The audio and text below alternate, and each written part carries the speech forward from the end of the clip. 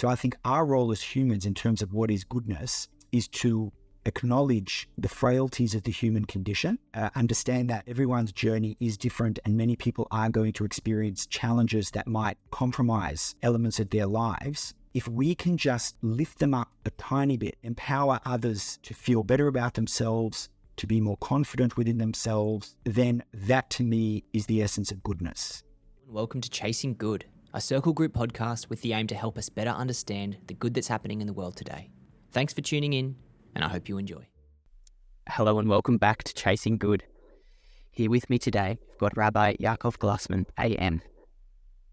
Yaakov, thank you so much for joining us today. Thank you, Michael, and really appreciate the opportunity to be on your wonderful podcast.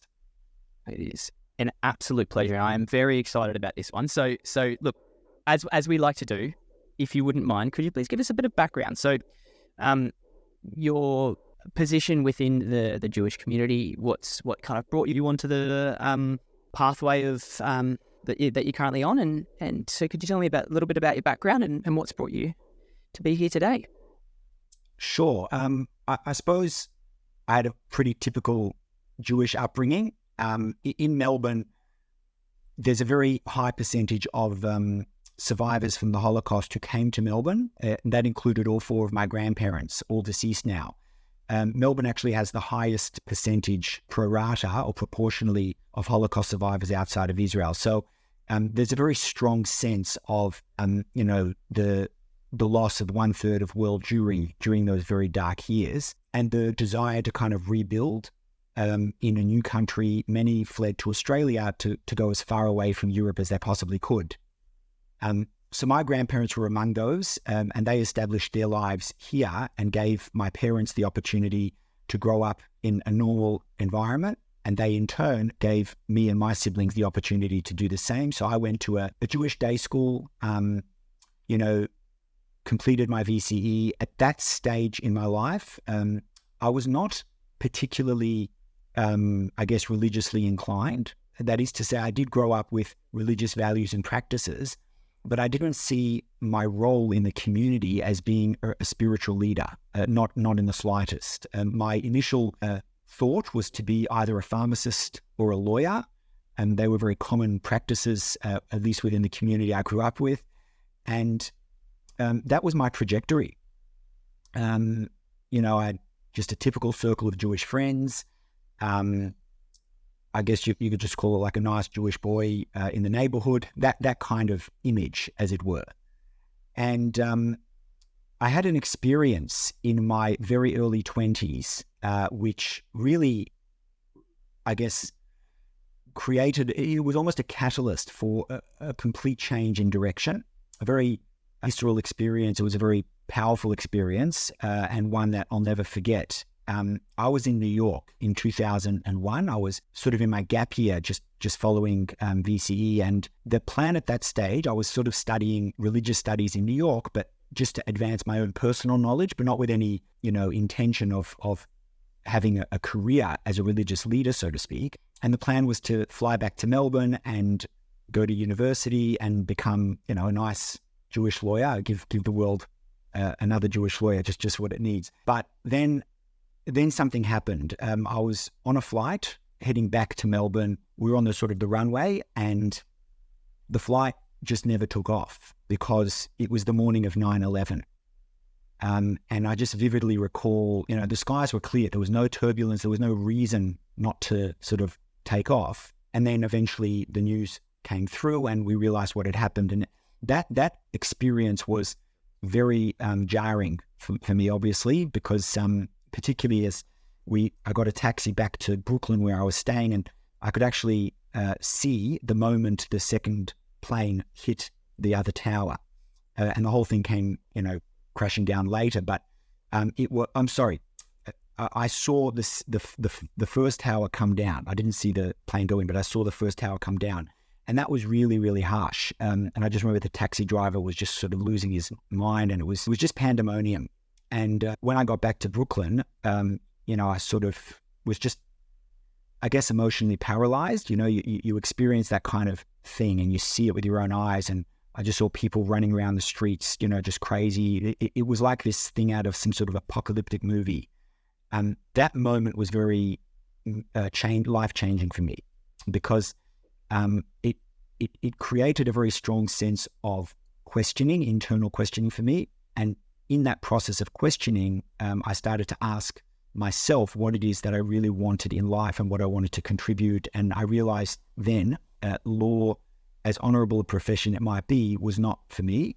And I wanted something that would connect me with people, and to make it all about people and about community, and to try and, infuse as much positivity, spirituality and goodness into the community as I could. That's what set me on the trajectory of becoming a rabbi, so to speak. That is an incredible story, and such a emotional. The words emotionally paralyzed. It is I can only imagine how confronting that must have been. But then also to take that and, I suppose, use that as such a positive motivation to try and do so much good in the community. That is a really powerful thing to lean towards, and then to pursue. And then there's intention, and then there's action, and you've obviously taken that path of action, pursuit of good, and spiritual leadership, which is incredibly admirable. So power to you there. I suppose I'm curious to understand, and for any listeners who I suppose don't have as much context around the Jewish faith and what it means. Could you perhaps give an overview of Judaism as a quick introduction to then perhaps what it means to be a rabbi? Sure. I mean, look, Judaism is a very old religion. It's about 4,000 years old. I'll try and encapsulate it in 4 minutes. We'll see how we go. Fundamentally, Judaism is a monotheistic faith.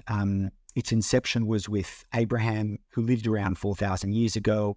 And he grew up in a very polytheistic society. His own father and family traded in sort of selling idols, which was really interesting. And he had this inherent feeling that it didn't quite feel right to him. He didn't believe in sort of worshipping those types of things. So he went on his own spiritual journey and had an epiphany, and I guess saw God and saw the oneness of God. And he began Judaism as a nationality at the time. It wasn't yet a religion. That didn't start until about 700 years later at Sinai, just after the Jewish people biblically left the land of Egypt. All right, so the Jewish people, our ancestors, were there for 210 years in Egypt. They were enslaved, incarcerated. It wasn't a good time in our biblical history. And when they were emancipated, they stood at the foot of Sinai. God, it's believed, gave the Torah, or the Ten Commandments and the rest of the Torah to the Jewish people, and said, here's a guide through which to live your life. So Judaism is, in essence, it can be defined as many things by many different Jewish people. For some, it's cultural. For some, it's family-based. For some, it's historical.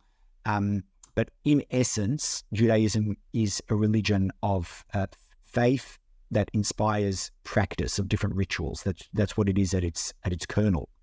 The Jewish community, however, is very diverse, meaning that it's a really interesting phenomenon that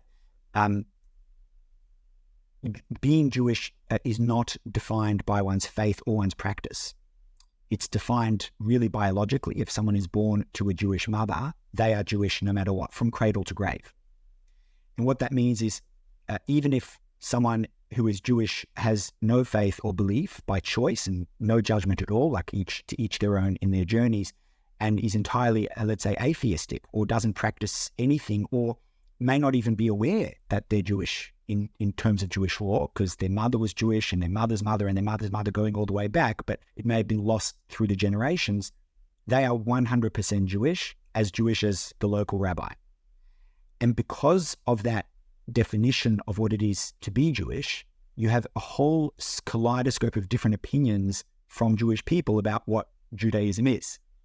There's a very famous expression that says, 2 Jews, 3 opinions. There's a lot of dialogue, debate, discussion. A lot of the rabbinical texts are just replete with questions and challenges, and it's a thoroughly investigative kind of process, an explorative kind of process, and that allows for many different opinions. So I suppose in direct answer to your question, Judaism, in my understanding, obviously is very much centered around religion.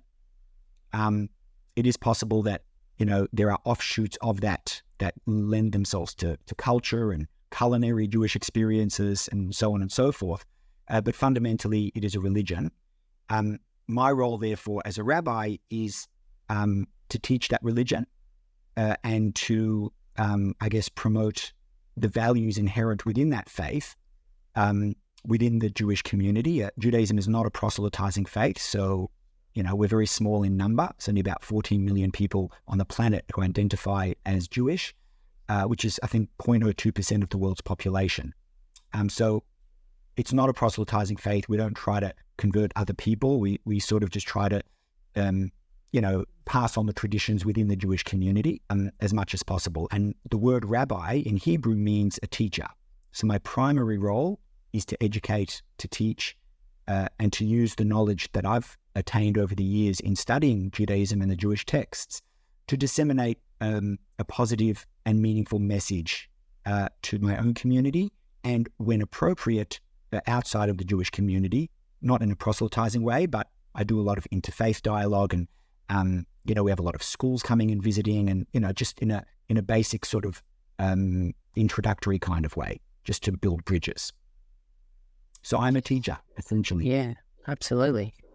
And such a powerful thing to, particularly the interfaith dialogue. Such a powerful thing to push, and and you have been recognised as a leader nationally for the work that you've done there, as in various roles that you've played. And I applaud and congratulate you there, because that's obviously, that's something that you don't have to do. You didn't have to do, but you've pursued, which is both is beyond admirable, because it's very special. So, welcome. Talking to, I suppose, those teachings that where you, let's say, schools come in. Obviously, looking after and teaching the Jewish community is one thing. I suppose I'm curious to understand the core teachings, and particularly when it pertains to things like morality and that of good. Could you explain what it means to be good within the Jewish faith? I can certainly give it a red hot go. I think indispensable to the act of being good, or the mindset of goodness within the Jewish faith, because ultimately it is a faith, there is a faith in a higher power. I think it really comes down to a recognition that the entirety of humanity, like every single human being, is created in the image of God. That is a core fundamental principle noted all the way in the beginning in Genesis, in the Bible, where God sort of creates the world, and then when he seeks to create mankind, Adam and Eve, he sort of turns to his ministering angels and says, look, we're going to create humans in my image. And obviously there's a lot of discussion about, well, God doesn't have an image, it is amorphous and so on. That's sort of spiritual conversation. But fundamentally what it means is that when we look at other human beings, what we are actually seeing is not an entity that is disparate and separate from me as a human being, but rather is an extension of me as a human being. Because if we are all created in the likeness of God, or in that image, then it means automatically that we are all equal in that regard, and we all are imbued with inestimable value. When a person, I guess, conditions their mind to view humanity as an extension of ourselves, where we're really all one unit, one corpus together, that I think lays the groundwork towards goodness. Because an impediment to goodness would be a hierarchical approach where one group says, well, we are better than another group. That is not conducive, I think, to goodness, to altruism, to empathy, to compassion, to kindness, to charity. I think all of those, I guess, physical manifestations of goodness all boil down to the inherent belief that we are all equal in the eyes of God. And that is a fundamental teaching within Judaism. So when you ask me, I guess, what is the core teaching that could, I guess, lay the framework to goodness, I would always come back to that, being created in the image of God as an equal race of human beings. Beautifully said. As somebody who, I suppose, so you're aware, and the listeners are aware, and I've been quite open with my kind of my spiritual journey through life. I grew up in quite a Catholic household, and very much so quite Catholic, and I suppose through my early 20s, I lost my faith, and chasing good is a part of me trying to find that purpose again. Find that I've found that there has been something missing in my life since I haven't had that now. Whether that's been a lack of action on my part, or just something missing in that feeling. It's something that I have missed. How would you recommend one might find faith if they are lacking it? It's a really interesting question. I think because it's also a challenging question because faith is a very personal thing. You can't mandate faith. You can mandate actions and behaviors and statements and things like that, but faith is something that is embedded deep within the heart. And therefore, as you've pointed out in your question, it is about finding faith. It's not about creating it or fabricating it or artificially producing it. It's got to be found. I think the answer lies within. I think that, again, it's based on the premise that there is a higher power, that there is a creative force in this world. We can call it whatever we want. Some people would call it God. Others might call it a higher power. Others might call it its divine energy. To each their own. But based on the premise that there is this kind of transcendental energy and creative force in the world, that means that force permeates all of creation. It permeates the entirety of the universe. And that means, by extension, that every entity within the universe already has a part of the divine inside. So when we speak about finding faith, the mind casts itself to perhaps traveling to the Himalayas or, going to study some of the Eastern religions, almost as if we have to exit the confines of our own environment to find faith. I would argue, though, that faith is found within because it's already there, because we are born with it inherently.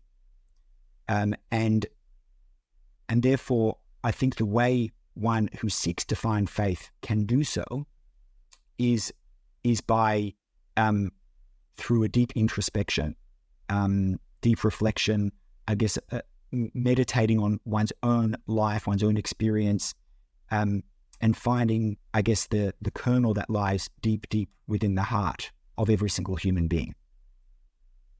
So I think it's important to note that sometimes it requires some sort of epiphany, some sort of major life experience, whether positive or negative, to elicit that, to find that. So, we could go through life and that faith lies dormant or latent for a long time. And then something sort of catastrophic happens or something euphoric happens and all of a sudden it's born. And I've heard many stories of, engaging with people who found their faith either at the height of their life, where they just had everything that they needed and then were just feeling empty and looking for something meaningful, or often at, what I call the valley of their life, the depths, one of the darker moments. I guess the challenge is if we're just sort of living on a treadmill, on just a basic, monotonous, perfunctory day-to-day living, it's harder to find faith in that space because there's nothing challenging us towards it. We might feel instinctively this deep yearning for something more, for something higher, but we may not, and we might find a whole bunch of different vices that stain us from day to day, to give us a feeling as though that deep yearning is being met or that is being fulfilled, but it may not actually get to the essence of it. It could just be a vice that gets us through the day, sort of thing. So in that regard, I think the answer does come from within, to look within and to search. I believe that God does exist within the heart of every single human being. It's just a matter of how to find it. I don't think we need to travel the world to do it. I think looking in the mirror is when we see God manifest in this world. Yeah.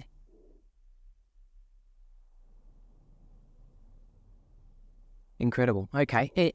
It's fascinating as well, because I've been fortunate enough to talk with a couple of representatives from Melbourne University's Centre of Contemplative Studies, who at religion as a whole and the different types of religions, and I suppose then also combine the modern day movement of science and mental health right there, and it's and they do talk about one of the things that was brought up, which coincided with it, was a belief that I've held for a while, is looking at Western civilization particularly. It has been interesting to see perhaps a decline in the popularity of institutional religion and the rise of mental health at the same time. It's been, I suppose, what science has done for us has brought about some incredible development and made a lot of incredible changes in the world. But one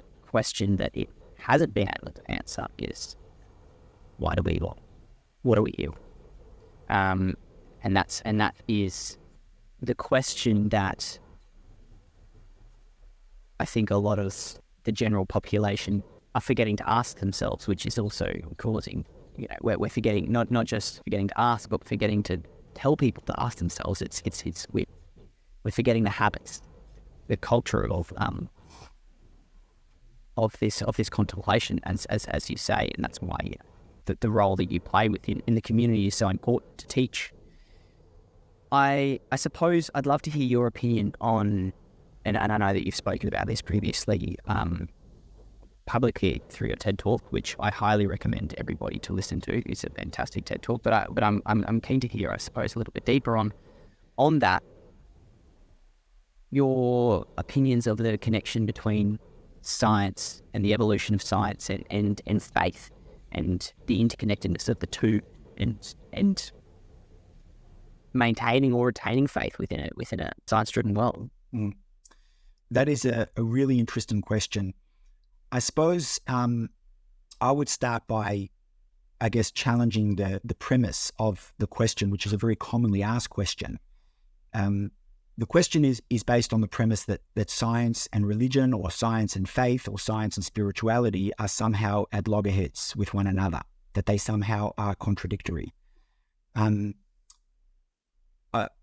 think that premise is not a correct one. I believe that science and religion are not only compatible, but in fact complementary. Science is the exploration of the physical, and religion or spirituality is the exploration of the metaphysical. Science will give answers as to, what and how, and religion provides the answer to why. The ontological question that you referred to earlier, the purpose of existence, why am I here, and so on.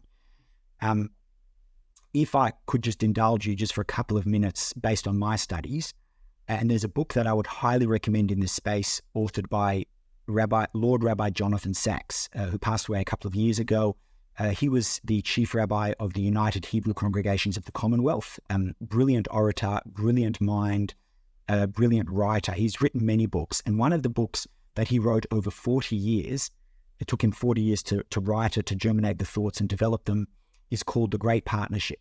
And it's all about the reconciliation between science and religion. And one of the areas that he explores is a philosophical one called God of the Gaps. So God of the Gaps is a theory which says that pre the Enlightenment, before we had any real understanding of science and its development, the entirety of the world were theologically driven. Like everyone believed in some sort of God. It was just a question of which one. And unfortunately, in those days, there was often a lot of violence, one group trying to force the other one to adopt their religion. And that's a whole separate conversation. But fundamentally, theism was just the mainstream. And secularism did not really emerge until after the Enlightenment. And the reason there was that shift is because when the world was the theist environment, we had questions. Humanity had questions about the operation and the function of the world. The sun comes up and the sun goes down, and the tide comes in, the tide comes out, and why are, the leaves green, and why is the sky blue? And we answered all of those questions with God. There's a God of the sky, there's a God of the ocean, there's a God of the trees, and so on and so forth. So we had gaps in our knowledge, and we filled those gaps with the word God. So that became known as the God of the gaps theory. It worked for a number of centuries. But then, as soon as the Enlightenment occurred and science became more developed and we were able to start understanding things through evidence and through biology and through physics and through chemistry and so on, well, all of a sudden, we have very clear and simple explanations as to why the sun goes up and the sun comes down, because, the world is revolving and we're on an axis and so on. And, the tide comes in and out, and the leaves are green because of photosynthesis. All the different basic stuff we learned in, year 7, year 8, year 9 science started answering these questions. So as science began to fill the gaps of knowledge that humanity had, the God that filled those gaps became less and less relevant. And that fundamental mindset created this schism between science and religion. Sadly, that schism was, amplified by the political inclinations of, some of religious leaders in power who used to reject questions and investigating, and that they used to sort of shut down conversation and debate. And there are a lot of stories where, scientists were kind of shunned by certain religious communities because they were seen as a threat to this premise of God, who is the answer to all questions. And what Rabbi Sachs explains in the book is that, certainly from a Jewish perspective, I can only talk from the perspective of the faith that I've studied for many years. The premise of God of the gaps was never one that was adopted in Jewish thinking, in Jewish philosophy, in Jewish theology. And so science and religion were never seen as contradictory to begin with. If you go back to the earliest, Jewish theologians, whether it was Maimonides, Nachmanides, some of the greatest Jewish thinkers, they were all scientists. Maimonides was a physicist. He was a mathematician. He embraced the science that was known at that time, together with his religious understanding and his spiritual understanding as well. And so from that vantage point, if science and religion are in fact not contradictory, on the contrary, science is the study of the world that was created by a higher power. So it's almost as though God creates the world and says to mankind, okay, I'm giving you these two tools. I'm giving you science and I'm giving you religion. And I want you to use science as a means through which to understand the physicality of the world. And I'm going to give you religion or spirituality through which to understand the spirituality of the world, the purpose of the world, to answer that ontological question. And so all of a sudden, science and religion become the great partnership, the title of that book. That's how I would approach the question that you've asked about God and the scientific world. To me, the advancement of science increases my faith incredibly. When I was, whenever there's these major technological or scientific, discoveries, like the Higgs boson theory, which was, a few years ago, it was like, wow. It was just like a wow moment. Like, look at the world that is created by this higher power, and look at the creativity and ingenuity and entrepreneurship of the human people, the human race, who have found answers to these questions and brought us closer to an understanding of God's divine creation. Yeah, beautifully put, and what a powerful perspective as well. Why do you think humanity is holding such, or perhaps moving towards such divisive, separatist or secular mindsets? I think it's more of a sociological question. And I think that it has an enormous amount to do with the means through which the majority of humans today are consuming information.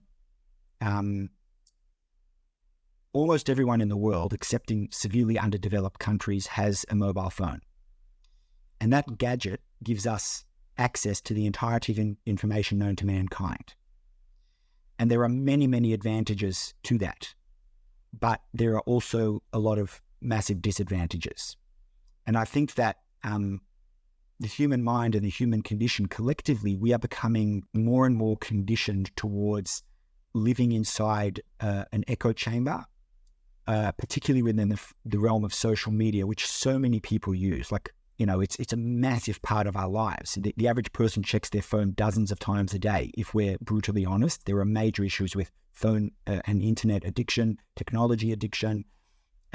So when we're constantly scrolling, it conditions the mind, and the algorithms, of course, will often push us into environments or groups or pages where the views expressed are just almost identical to our own. And when we get kind of moved through time into different holes and different sections, that results in divisiveness and sectarianism, because it cripples our ability to actually hear what another person is saying and to appreciate that there are perspectives that differ from our own. There's a professor at Harvard University named Kaz Sunstein who did a study which found that when we live and operate within echo chambers, not only does it reinforce our existing views, but it actually makes them more extreme. And we fall into the trap of cognitive dissonance, where we become so, tunnel visioned within our own views that when someone else raises views that conflict with our own, our mind automatically dismisses it. It's a cognitive dissonance of just dismissing it. And if we can't dismiss it, that view through logic, then we dismiss the person through insults or, the dehumanization process, which is becoming more and more prevalent, unfortunately. I think that's a primary driver to the divisiveness of the world and the polarization that you've referred to. And I think it's a massive challenge for the 21st century. I completely agree, and it's a massive challenge for the time, but it's a massive challenge for humanity, for civilizations, and I feel we will look back on this time as perhaps one big case study as to lessons learned. As in your position, as a spiritual leader within, within a local community, I suppose, but then also because you do play a leadership role at a higher level as well. And how do you find that you, I suppose, combat or try and offset those challenges for your community? It's a really good question. There's a couple of things. First and foremost, I try to use that technology and those mediums for positivity. I give regular classes, try to post positive messages on my social media feeds and so on.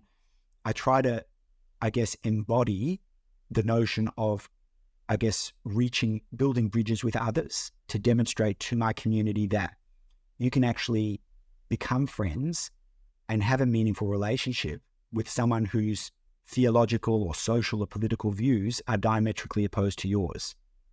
And to me, so long as, views expressed are not in any way an incitement to violence, that to me is always the red line. But even if they're strongly held views and they're different, that's okay. Because that person is as much created in God's image as I am. So therefore their view is equally valid as is mine. And it's only the more I listen to other people's experiences, their views, step into their world, the more I move away from the polarization of the social media world. So that's one way of doing it, to actually immerse oneself and really connect with people who think differently to us. Another way I do it is I've always been an advocate of making times in the week where we disconnect from technology. So I call it disconnect to connect. So, or like a digital detox.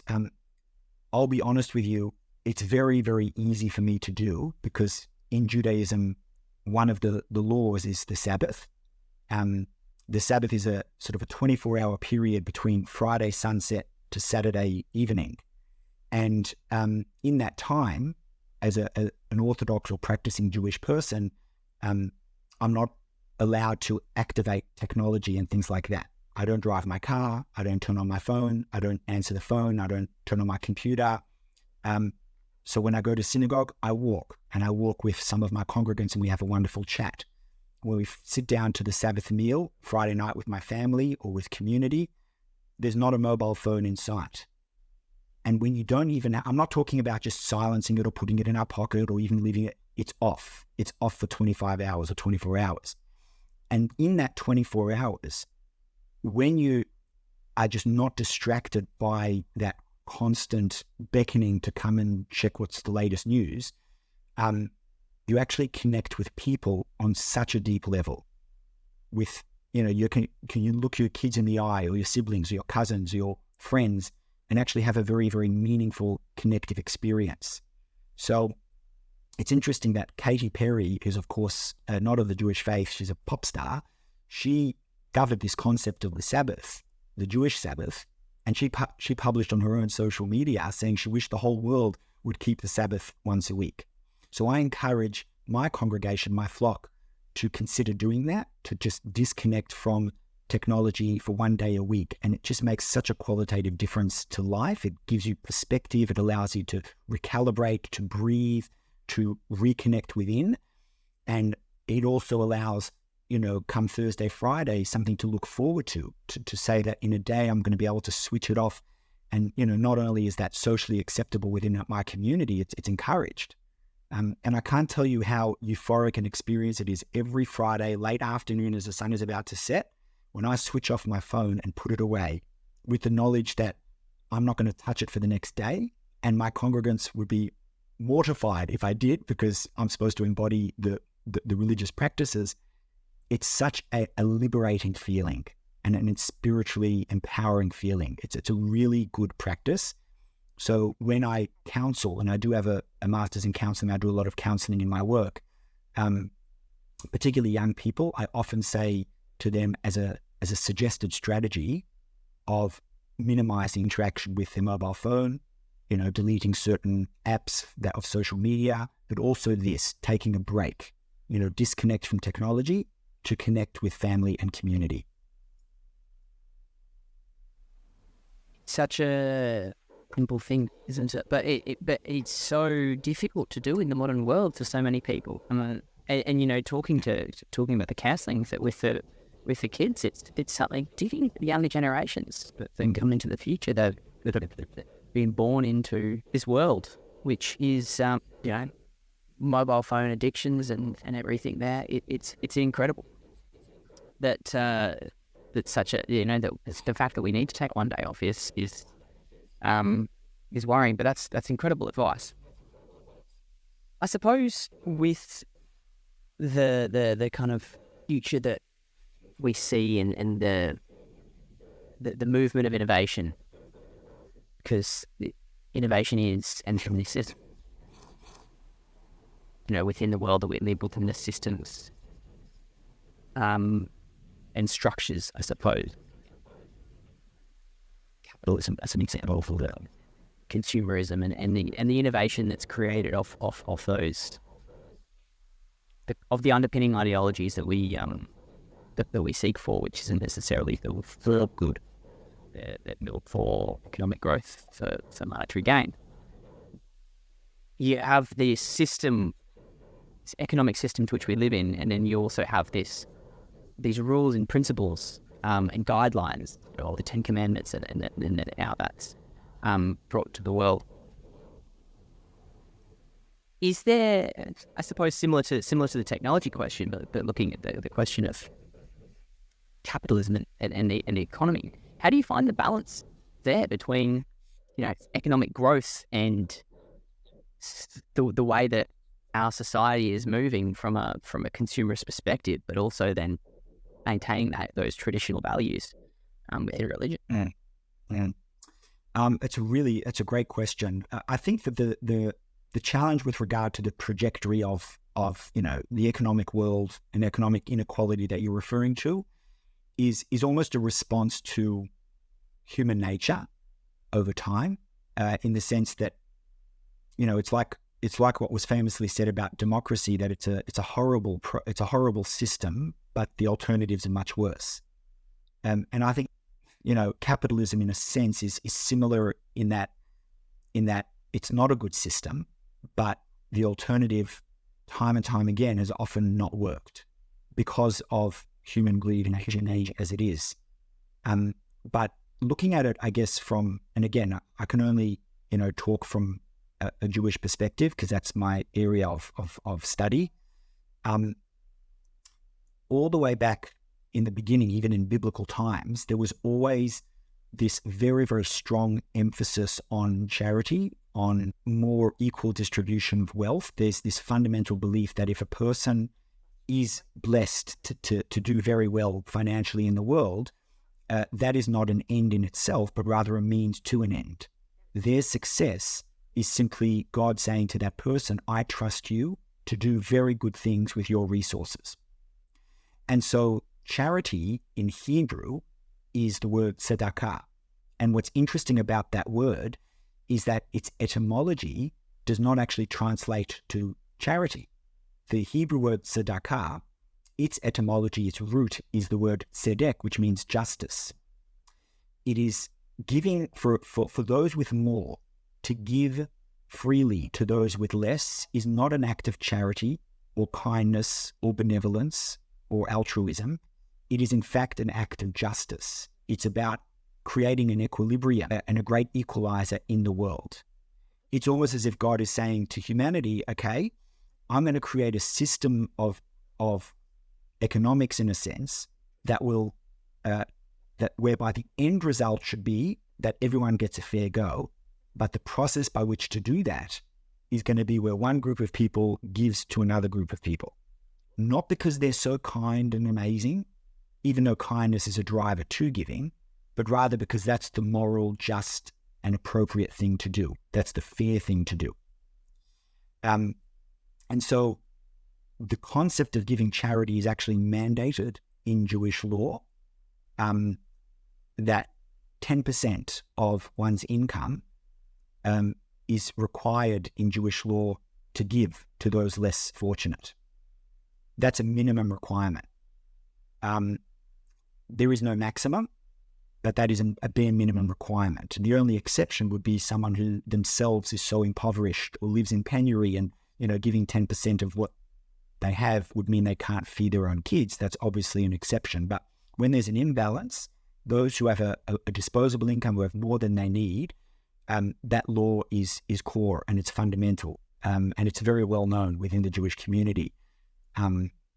There was I heard quite comedically almost that in New York, which has quite a large Jewish community, the IRS once they had a red alert. They did some sort of investigation into the Jewish community because there were so much sort of these 10% amounts being given across. They thought it was some sort of crime syndicates going on or something like that, because it was an anomaly insofar as what would have been normal giving habits. So I just remember hearing that when I was a teenager, which I thought was very cute.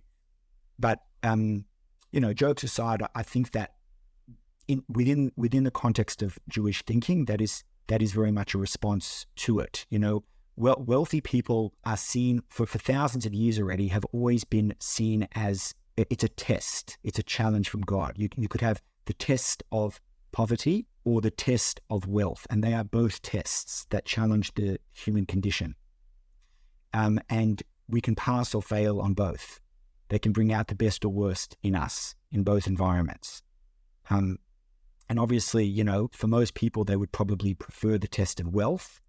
But once they actually taste it, they might actually sense that it really is a test. It really is a challenge. It's a calling, and it's an ask from God, a partnership where God says, you know, your income is not your own ingenuity. There's a lot of luck when it comes to business success.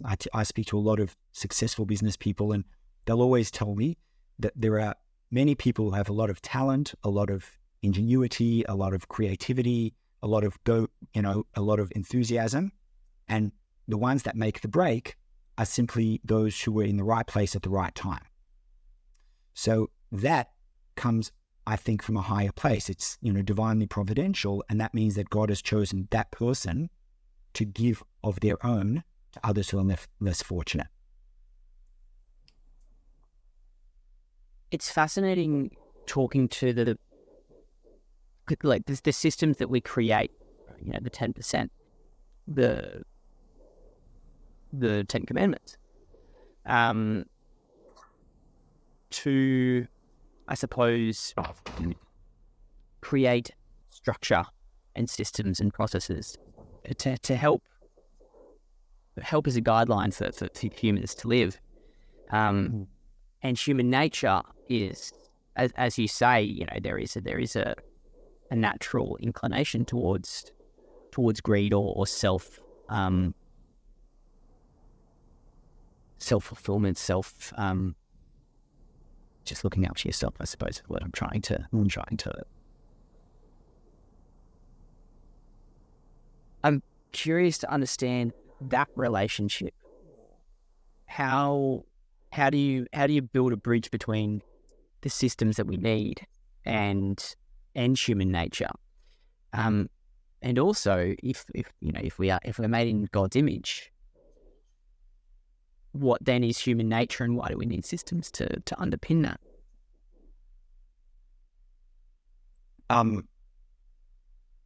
That's a deep question. Yeah. Sorry. No, that's all good. That's all good. Every human being is endowed with empowered with the ability of free choice.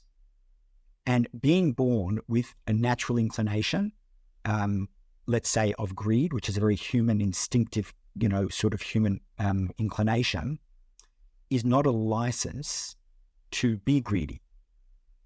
It is simply a choice. It's an option where internally we could conflicted at any fork in the road, but then we have free choice which direction to take. If God created the human condition without any negative traits, then we wouldn't need a world to live in. We'd just be a bunch of spiritual angels, whatever spiritual entities above, and there wouldn't be any challenge. It's interesting. There's a fascinating Jewish mythological story that when God, you know, presented the Torah, the commandments, to the Jewish people at Sinai, that the angels turned to God and said, well, why would you give the Torah to a bunch of humans when you know that they're going to transgress, they're going to have all these negative tendencies? And he said back to them that the Torah was not designed to be kept in heaven. It was designed to be kept in this world, in the physical world, because there's a very strong emphasis on the concept of entering a dark space and bringing light to it. Transformation of darkness to light, transformation of evil to goodness, a transformation of selfishness to selflessness. And that is inherently the challenge. So God does create us with very raw human instincts, whose natural consequences could be perhaps more animalistic if we just allowed them to run free. But he's also created us with the capacity to choose between what we believe is right and wrong. And I believe we all have a part of God within us. And people often say, well, what is it? And my answer is it's the little voice. You know, when you're at a crossroad and there's this little voice inside that kind of says, this is the correct, just, moral path, even though so much else within us is pulling us in a different direction because of a whole range of reasons of gain, financial gain, self-gratification, whatever it might be.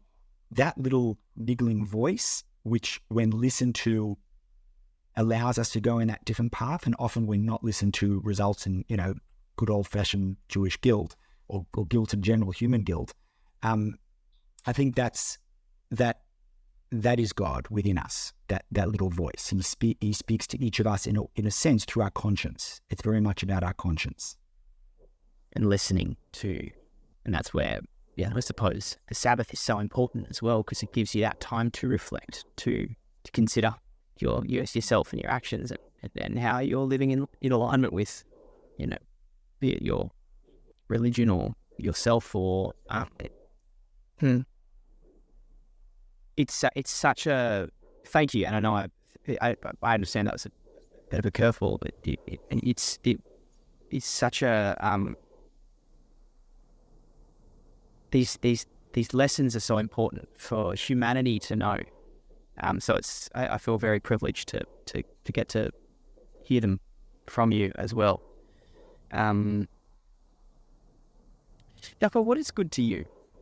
I know we've spoken from a Jewish perspective, but I'm interested to understand from your perspective directly, if there's any difference, or if it's underpinned, I suppose.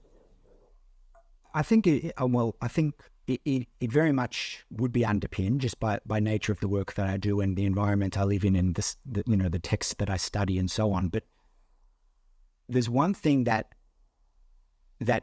my job puts me in touch with so many different people. Like, it's a very people-oriented job.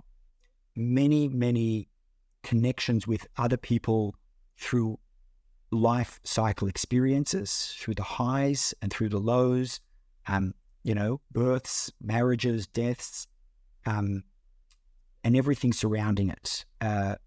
Counseling people when their chips are down, congratulating people when, things are going well.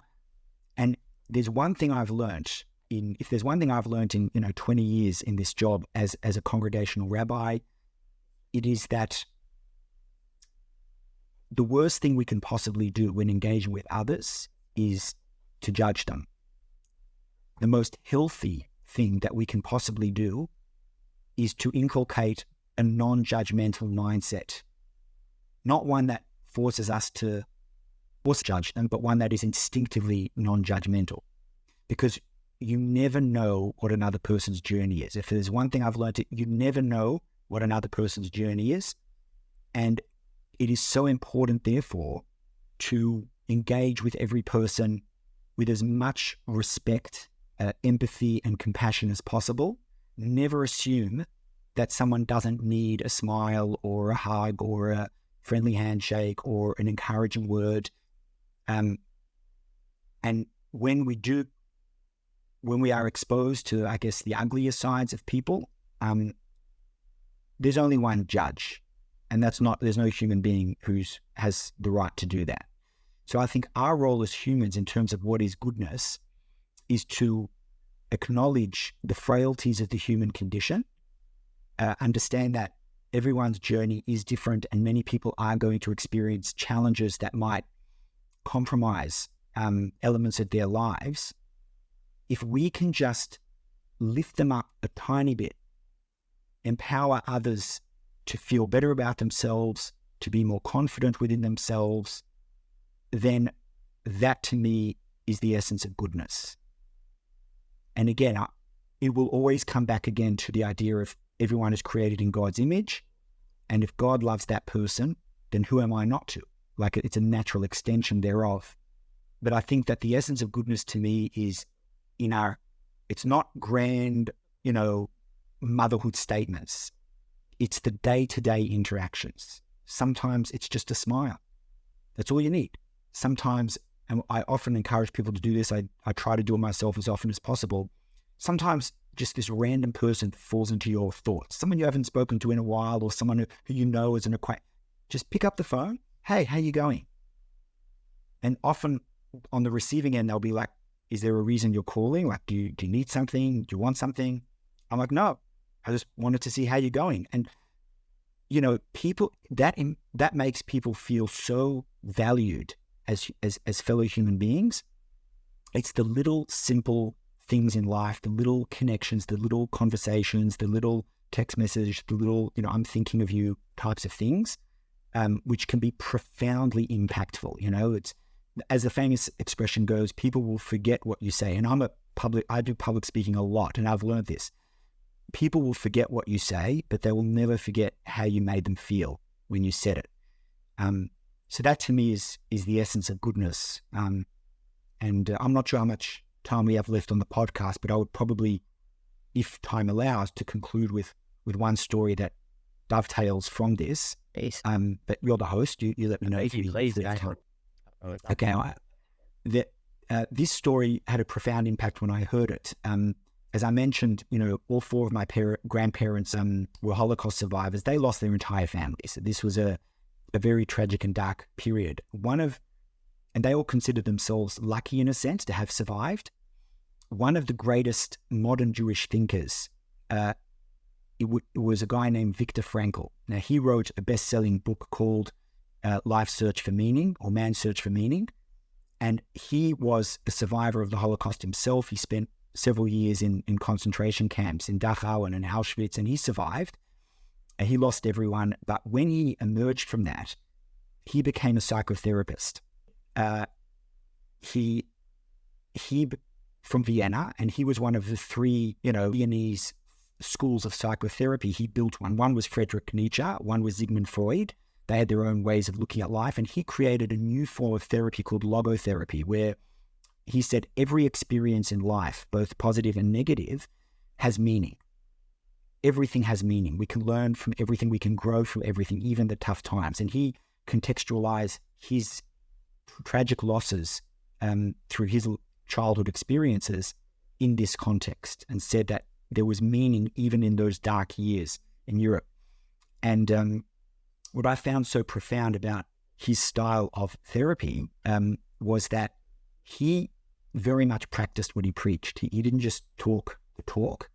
And one evening, very late at night, he's about to retire to bed, and he gets a phone call from a woman who was very distraught and really in danger of self-harm that evening. And she actually communicated to him on the phone that she wanted to end her life on that night. She was just too overwhelmed.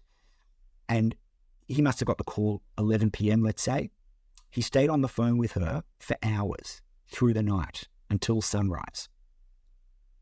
By the end of the conversation, she said to him that she's changed her mind and she wants to have a new lease on life and so on. And she was true to that word. And a couple of weeks later, the two met up for coffee or something. And in that conversation, he actually asked her, in our 5-hour-long conversation, what was it that I said that persuaded you to change your mind and to continue living? And her response to him was just phenomenal. She said, nothing you said changed my mind. It's not what you said to me that night, but the simple fact that you stayed up all night with me to say it. That act of selflessness, of giving her what she needed, which was a shoulder to cry on, to lend her that ear, that itself communicated to her a message that a million words could not communicate. A message that says, you are valuable, you matter, I care for you. That to her was the takeaway from it. And I'm not suggesting we should allocate 5 hours a day necessarily to do that, because we're all busy. But sometimes just a little phone call can really make all the difference. That to me is the essence of goodness. I absolutely love that. And I suppose just from my perspective, hearing that again, it comes back to this action orientation, because I often have people asking me, just in essence of this podcast, about the question of intent versus, what am I doing good for? And what if I'm doing good? Right? And I find it deeply fascinating to consider, but at the end of the day, what is remembered, what is taken is the action. and you and your life is a perfect example of these things. In your leadership position, as you say, your constituents, if you didn't practice the Sabbath, it would be appalled. Because you have to lead from the front and practice what you preach, but act in a certain way, and that is everything. Yaakov, I can't thank you enough for your time today. I'm truly grateful for you sharing your wisdom with us, and I'm sure you already live an incredibly I'm sure you're constantly receiving gratitude for the life that you live, and I hope that you are. But thank you for all that you do. Thank you for all that you have done for not just the Jewish community, but the work that you're doing from an interfaith perspective as well, and bridging those gaps. I am really excited about sharing your story with our audience, and some of your wisdoms, and again, thank you, sir.